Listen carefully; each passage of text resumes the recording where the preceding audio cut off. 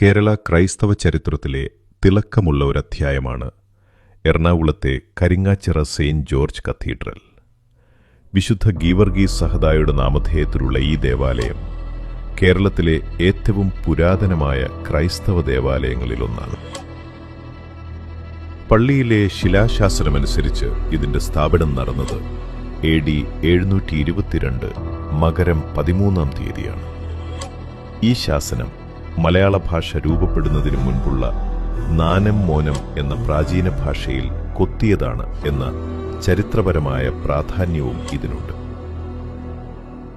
പണ്ട് എടപ്പള്ളി പള്ളിയുമായി ബന്ധമുണ്ടായിരുന്ന മാളിയാക്കൽ, പാലത്തിങ്കൽ തുടങ്ങിയ ചില കുടുംബങ്ങൾ അവിടെ നേരിട്ട ഭിന്നതകളെ തുടർന്ന് ഒരു പുതിയ ആരാധനാ കേന്ദ്രം സ്ഥാപിക്കാൻ തീരുമാനിച്ചു.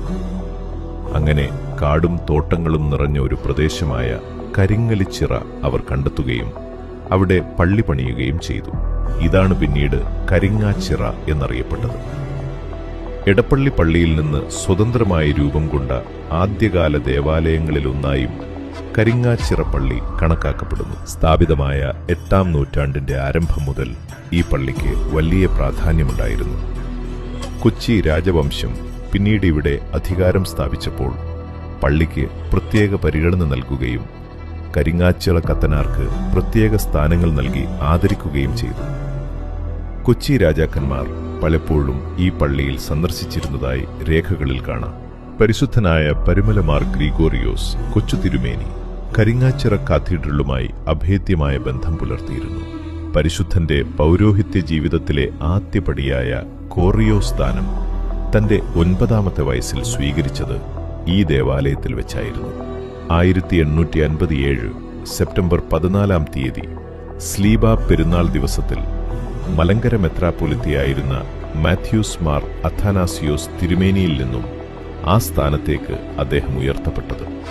ഷെമ്മാശനായിരുന്നപ്പോഴും മെത്രാപ്പൊലിത്തയായിരുന്നപ്പോഴും പല പ്രാവശ്യം ഈ ദേവാലയത്തിൽ താമസിച്ച് ആത്മീയ ശുശ്രൂഷകൾ നടത്തിയിരുന്നു. കരിങ്ങാച്ചിറ കത്തീഡ്രലിനെ പ്രസിദ്ധമാക്കുന്നത് തമുക്ക് പെരുന്നാളിലൂടെയാണ്.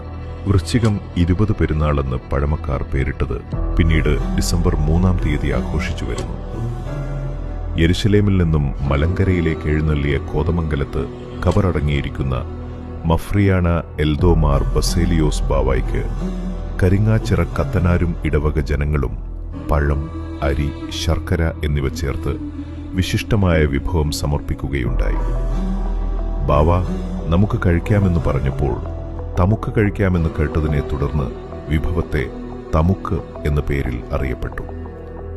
പിന്നീട് പരിശുദ്ധ ബാവായുടെ തിരുശേഷിപ്പ് ഈ ദേവാലയത്തിൽ സ്ഥാപിച്ചതിന്റെ ഓർമ്മയാണ് തമുക്ക് പെരുന്നാളായി ഡിസംബർ 3-ാം തീയതി ആഘോഷിക്കുന്നത്. ഇന്ന് യാക്കോബായ സുറിയാനി സഭയുടെ പ്രധാന ആത്മീയ തീർത്ഥാടന കേന്ദ്രങ്ങളിൽ ഒന്നാണ് ഈ പള്ളി.